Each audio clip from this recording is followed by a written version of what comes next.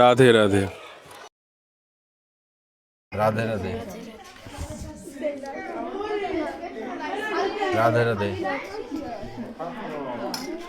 যতদিন প্রাণ বাসা না ভাঙে, এ ভালোবাসা তো তাতে থাকবে।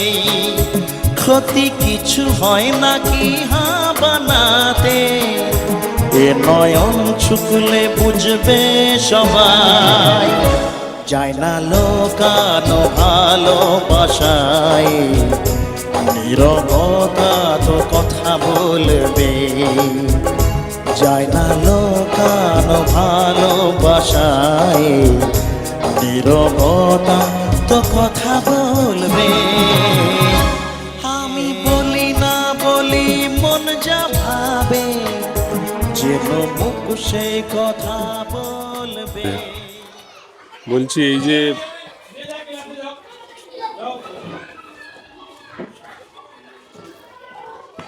নরনারায়ণ সেবা, তার মধ্যে ছোট ছোট বাচ্চাদেরকে এই যে রেগুলার কিছু না কিছু যতটুকু আপনার থাকে এই যে দেন, অনেক কথা শুনতে হয় তবুও দেন, কেন? নিজের জন্য তো কিছু ভাবতে পারে।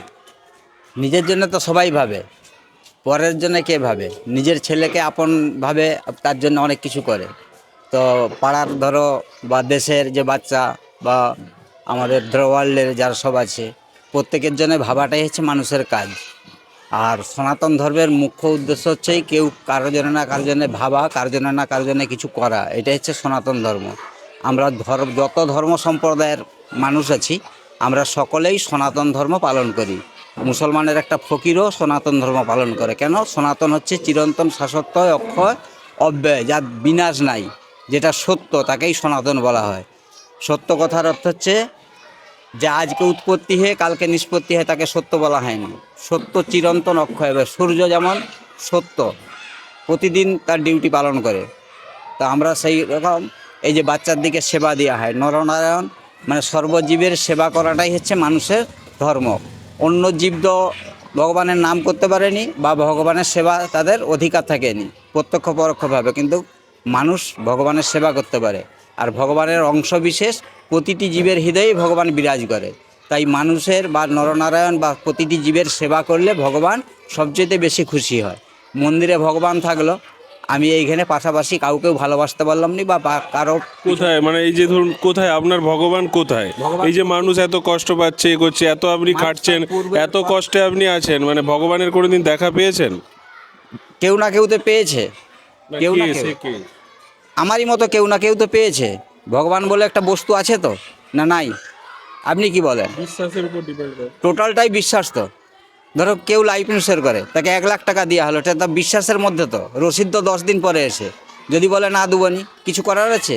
আচ্ছা, এই জগতে আমি এসার আগে যা কিছু আমরা ভোগ করি বা সকাল থেকে সন্ধ্যা পর্যন্ত নিত্য প্রয়োজনীয় যা কিছু, সেটা কারো একজনের ব্যক্তিগত সম্পদ। সেই ব্যক্তিটাকে না দিয়ে খাওয়া মানে চুরি করে খাওয়া। তো তাহলে ধর্মের প্রথম সংজ্ঞাটাই হচ্ছে যে আমাদের চৌর্যবৃত্তি নষ্ট করতে হবে প্রথম। আর দয়া, দয়া যদি না থেকে ধর্ম কখনো দাঁড়াতে পারেনি। আমরা তো দয়াহীন লোক, ধরে লও স্বার্থপরতা, নিজের দিকটা খালি দেখি, অপরের পাশে আমরা দাঁড়াতে শিখিনি। বা সমাজে কিছু কিছু ধনী যোদ্ধার জমিদার আছে, দেখবে কোটি কোটি টাকা সে এক বিন্দুও নিয়ে যেতে পারবেনি।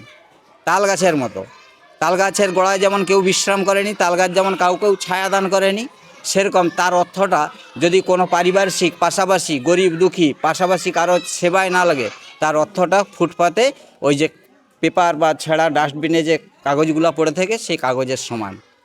জেনেও সে কিন্তু সেদিকেই ধাবিত হয়। মায়া কথার অর্থ হচ্ছে যার সত্য নয় তাকে সত্য বলে মনে করা। রাস্তায় একটা রজ্জু বা দড়ি পড়ে থাকলে তাকে আঁতকে উঠে সাপ বলে মনে করা। সেরকম আত্মা হচ্ছে যে আমাদের দেহটা আমরা পরিত্যাগ করি।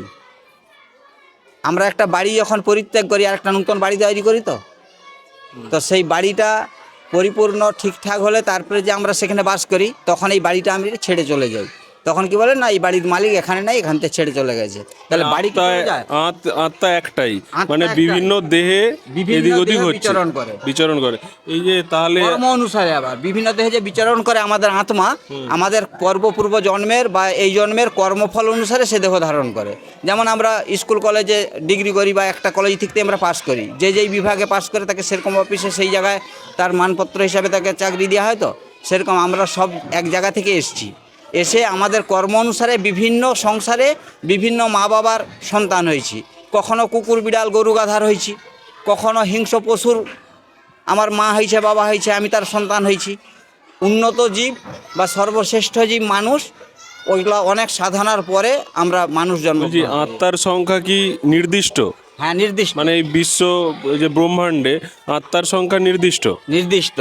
তাহলে এখন যে এত জনসংখ্যা হয়েছে মানুষের, যে এত আগের চেয়ে তো অনেক বেশি মানুষ এখন জন্মে গেছে প্রজননের জন্য, তাই কি করে আত্মা, তাহলে কি করে কি হচ্ছে? এখন কতটা সংখ্যা ছিল আজ পর্যন্ত আমাদের বর্তমানের যত বিজ্ঞানী কেউ পরিসংখ্যান দিতে পেরেছে কি যে কতটা ছিল তার থেকে কতটা মাইনাস হয়েছে? কেউ বলতে পারেনি।